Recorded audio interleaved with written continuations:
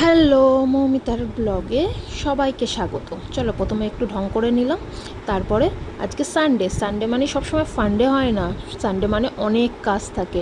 তো প্রথমেই আমি বেড দিয়ে স্টার্ট করলাম। বেডটাকে খুব ভালো করে প্রথমে ক্লিন করে নেবো। আজকে এই চাদরগুলো চেঞ্জ করব। তো শুরু হয়ে গেলাম সকাল সকাল, কাজে লেগে পড়লাম। ব্রেকফাস্ট হয়ে গেছে, এখন শুধু কাজ আর কাজ। চলো এবার কাজটা স্টার্ট করে নিই। তো প্রথমেই আগে সব ক্লিন করে নিচ্ছি, করে নিয়ে চাদরটা পেতে নেব, তার সাথে বালিশের কভারগুলোও চেঞ্জ করে নেব। দেখো রেডি। তারপরে এবার এই শোকেসটাকে ঠিক করব, যা হয়ে রয়েছে এবার এইগুলোকে ক্লিন করি।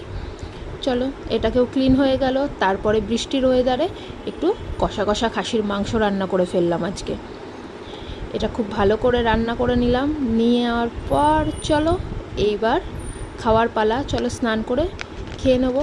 টাটা।